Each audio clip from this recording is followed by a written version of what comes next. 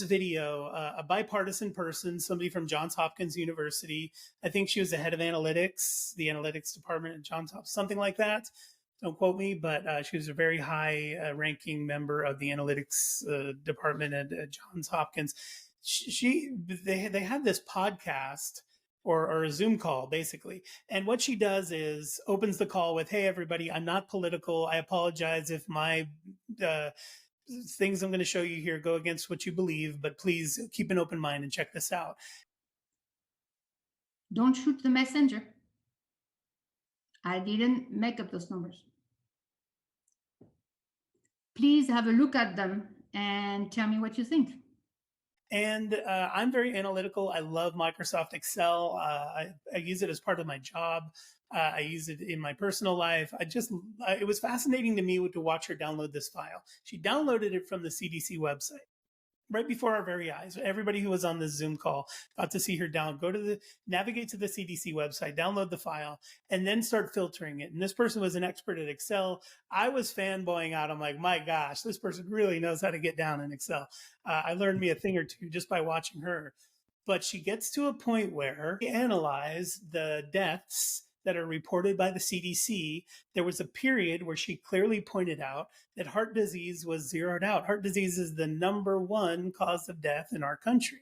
Although heart disease are the leading cause of death in the United States, the number of deaths due to heart disease during the 2020 high of total deaths was reported to be less than the number of heart disease deaths during the high of total death in 2018. Also, for 3 of the 4 weeks where COVID-19 deaths were reported has been higher than heart disease death.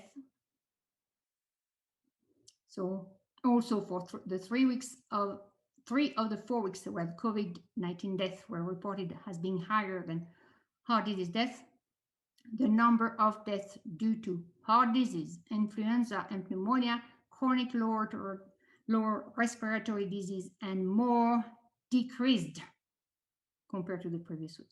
All this points to no evidence that COVID-19 created any excess death. Total death numbers are not above normal death numbers.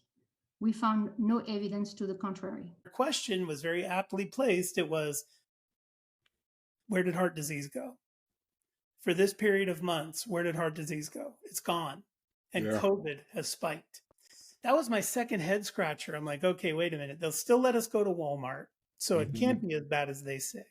The people at Walmart aren't getting sick. So it can't be as bad as they say. I mean, the employees can't be as bad as they say. And this person just showed that the number one cause of death, which is heart disease, is being transferred into a new column called COVID. Mm-hmm. Yeah. Yeah.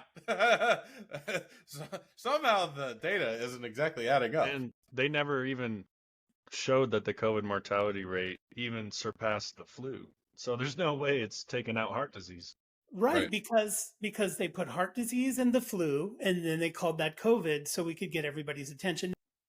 In 2020, corresponding to our total death spike, we not only have a lower than expected increase in heart attack, but also a decrease in all other causes of death. How can that be? So here's the data we are looking at. This is data that was plotted. We're looking at week ending April 11 through week ending April 25th. And those are the 3 weeks where we had the highest number of COVID-19 deaths. For those 3 weeks, the records show COVID-19 death numbers to be higher than the heart attacks death numbers.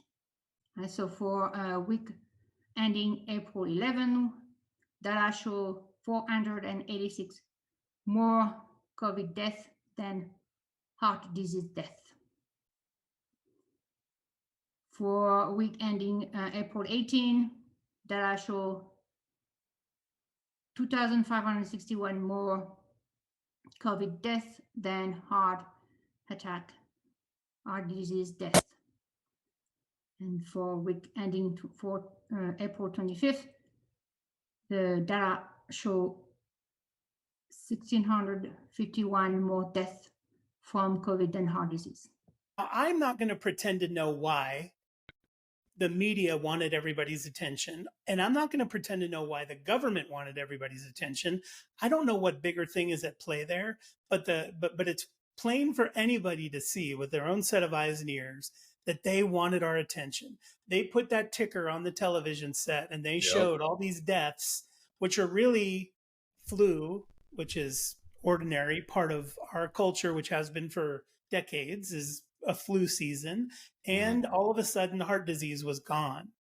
Now, this is anecdotal. Take it for what you will. This is one small example, but another thing got me thinking. And that is, my wife worked for a funeral director at the time, a funeral director. Okay. My wife came home and said, and now this funeral director was a far left. My wife used to tell me, if you meet my boss, keep your mouth shut. I'm like, okay, all right, I will. Yeah. Be my boss. There's a far left person. She says to my wife, incidentally, she says, "It's weird. They got this guy who died in a motorcycle accident, but the paperwork says COVID."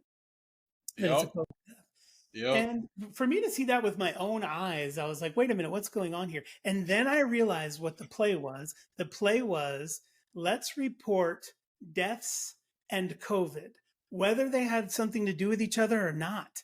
Then I was like, oh my gosh. So what they're doing is anybody who died with COVID in their system, it gets marked down as a COVID death. It doesn't matter if they were shot, hit by a car, motorcycle accident. If you died with COVID in your system, then they would mark you as a COVID death. That combination of things that I just described got me to a place where I'm like, this is not adding up. And until somebody can break down for me deaths with COVID and deaths by COVID, unless you can show me those two numbers and how they differ, I'll listen. But if you can't, I'm not going to listen to you. And they can't. In fact, people get mad at me when I ask them that question. Do you think we'll ever see a breakdown of deaths with COVID and deaths by COVID? And I think the answer is no. We'll never see that. I don't think so either. The CDC even stated that their method of diagnosing someone with COVID, the tests for COVID were no longer needed, and you can report COVID just by having one of the many symptoms. So symptoms, exact same symptoms from the flu, or I remember no cold.